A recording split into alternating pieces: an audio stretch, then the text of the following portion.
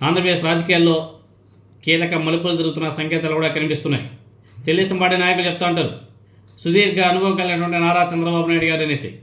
అటువంటి సుదీర్ఘ అనుభవం కలిగినటువంటి నారా చంద్రబాబు నాయుడు గారు తెలుగుదేశం పార్టీలో అంతర్గతంగా పెరుగుతున్నటువంటి అసంతృప్తి మీద నోరు కూడా మెదపలేకపోతున్నాడు అని చెప్పేసి గతంలో ఆయనకు మద్దతుగా నిలిచినటువంటి మాజీ ఐఏఎస్ ఆఫీసర్లు, మాజీ ఐపీఎస్ ఆఫీసర్లు, మాజీ ఉన్నతాధికారులు, మేధావులు ఇప్పుడు విమర్శకులుగా మారడం రాజకీయ వర్గాల్లో పెద్ద చర్చనాంశం అయిపోయింది.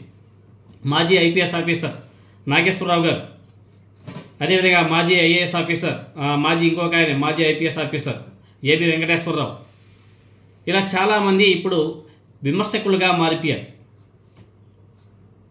ఒకప్పుడు తెలుగుదేశం పార్టీకి మద్దతుదారుగా నిలిచేటువంటి వీళ్ళు ఇప్పుడు చంద్రబాబు నాయుడు గారి పరిపాలన చూసి వాళ్ళందరూ కూడా భయపడిపోతున్నారు. ఒకవైపు అమరావతి గురించి ఏబి వెంకటేశ్వరరావు గారు ప్రతిరోజు కూడా ఆయన కూటమి ప్రభుత్వాన్ని ప్రశ్నిస్తున్నాడు.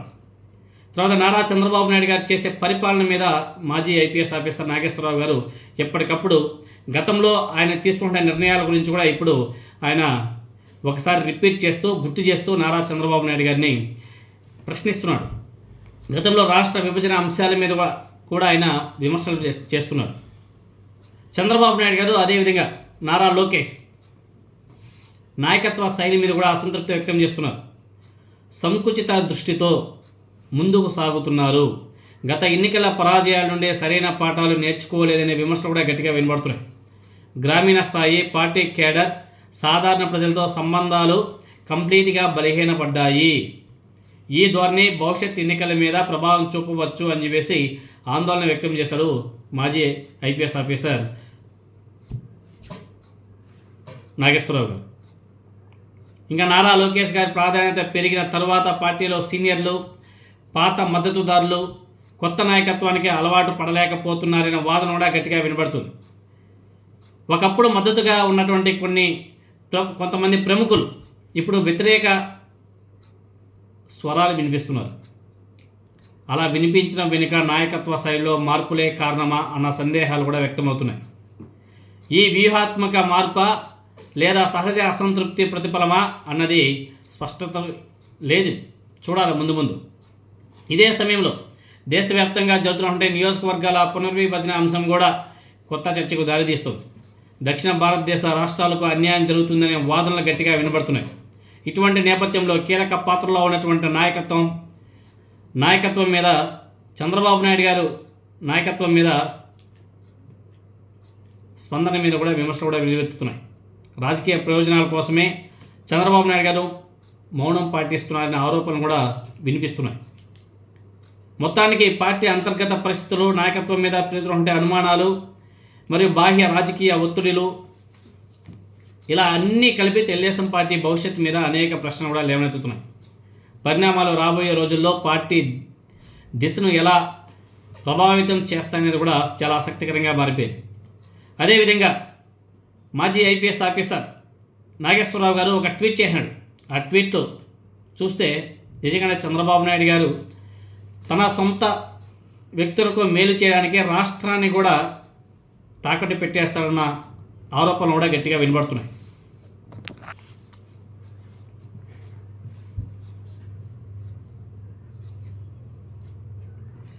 ఆయన చేసినటువంటి ట్వీట్, శ్రీ నారా చంద్రబాబు నాయుడు గారు, మీ అధికార దాహం తీర్చుకోవడానికి ఆనాడు మీ మామ కీర్తి శేషులు నందమూరి తారక రామారావు గారిని మీరు వెన్నుపోటు పొడిచారు. మీ కుటీర రాజకీయాల కోసం కనీసం అవశేష ఆంధ్రప్రదేశ్లోనైనా అధికారంలోకి వచ్చేస్తామనే దురుద్దేశంతో 2008లో సమైక్యాంధ్రాన్ని విడగొట్టమని మీరు రాసిన ఉత్తరం వల్లే తెలుగు జాతి రెండుగా చీలిపోయింది. ఇప్పుడు మళ్ళీ అదే అధికార దాహంతో దక్షిణ భారతదేశానికి ఆర్ఎస్ఎస్, బీజేపీ, మోదీలు చేస్తున్నటువంటి అన్యాయాన్ని మీరు సమర్థిస్తూ తెలుగు జాతికి మాత్రమే కాదు మొత్తం భారతదేశానికి ద్రోహం చేస్తున్నారు. దేశ చరిత్రలోనే చంద్రబాబు లాంటి నీచ నికృష్ట దుర్మార్గ రాజకీయ నాయకుడు ఎవరూ లేరు అని కల్వకుంట్ల చంద్రశేఖరరావు గారు అన్నప్పుడు నేను నమ్మలేదు. కానీ మీరు ఆయన మాటలను మళ్ళీ నిజం చేస్తుంటే నమ్మక తప్పడం లేదు అని చెప్పేసి నాగేశ్వరరావు గారు ట్వీట్ కూడా చేశారు. ట్వీట్ చేశాడు నాగేశ్వరరావు గారు. అదేవిధంగా మాణిక్యం ఠాగూర్ కాంగ్రెస్ పార్టీ నాయకుడు, ఆయన కూడా ట్వీట్ చేశాడు చంద్రబాబు నాయుడు గారి గురించి. చంద్రబాబు నాయుడు గారి నేచర్ గురించి ఆయన కూడా స్పందించాడు. ఆయన ఏమన్నాడంటే, సిద్ధాంతాల కంటే అధికారానికి ఎక్కువ ప్రాధాన్యం ఇస్తారని మరోసారి నిరూపించారు చంద్రబాబు నాయుడు గారు. సొంత మామకే ద్రోహం చేసిన వ్యక్తి తన అధికారం కోసం, రాజకీయం మనుగడ కోసం ఆంధ్రప్రదేశ్ని తాకట్టు పెడుతున్నాడు. మోదీతో కలిసి దక్షిణాదిని బలహీనపరిచే డీలిమిటేషన్ను ఎదిరించకుండా లొంగిపోవడం దక్షిణాదికి ద్రోహం చేయడమే అంటూ ఆయన కూడా విరుచుకుపడ్డాడు. మీరు అమరావతికి లొంగిపోయి, రాష్ట్రానికి అప్పులు ఇచ్చే విషయంలో లొంగిపోయి, ఈ రెండు విషయాల్లో లొంగిపోయి మీరు ప్రత్యేక హోదాను తాకట్టు పెట్టారు. ఇప్పుడు ఈ డీలిమిటేషన్ కూడా మీరు మద్దతు ఇస్తున్నారు చంద్రబాబు నాయుడు గారు అనేసి ప్రతి ఒక్కరు కూడా ప్రశ్నిస్తున్నారు. ఎందుకంటే అమరావతిలో నిర్మాణాలు చేయాలంటే అప్పులు కావాలంటే రాష్ట్ర ప్రభుత్వం అనుమతి కావాలి, కేంద్ర ప్రభుత్వం అనుమతి కావాలి. కేంద్ర ప్రభుత్వం అనుమతి ఇస్తుంది కాబట్టి చంద్రబాబు నాయుడు గారు వాళ్ళకి కేంద్ర ప్రభుత్వానికి సాగిలు పడిపోయారు. అమరావతిని అది ఏమి లేకపోయినా ఏదో ఒక విధంగా చేసేదాన్ని పార్లమెంట్లో, అదేవిధంగా రాజ్యసభలో బిల్లు పెట్టి ఆమోదం కూడా తెలుపుకున్నాడు. వీటి కోసమే, అమరావతిని రాజధానిగా చేసుకోవడం కోసం, అదేవిధంగా అప్పుల కోసమే చంద్రబాబు నాయుడు గారు కంప్లీట్గా కేంద్ర ప్రభుత్వానికి లొంగిపోయాడని చెప్పేసి ఆయన సీరియస్గానే కామెంట్ చేశాడు మాణిక్యం ఠాగూర్ గారు. డీలిమిటేషన్ పరిస్థితిలో కూడా, డీలిమిటేషన్ ఇష్యూలో కూడా చంద్రబాబు నాయుడు గారు ఇలానే వ్యవహరిస్తున్నాడు. ఆనాడు రాష్ట్ర విభజన కోసం సొంతంగా లేఖ రాసి కేంద్ర ప్రభుత్వాన్ని పంపినటువంటి నాయకుడు నారా చంద్రబాబు నాయుడు గారు. అలా ప్రతి ఒక్క విషయంలోనూ కేంద్ర ప్రభుత్వానికి సాగిలపడుతూ లొంగిపోతున్నాడు కదా నారా చంద్రబాబు నాయుడు గారు.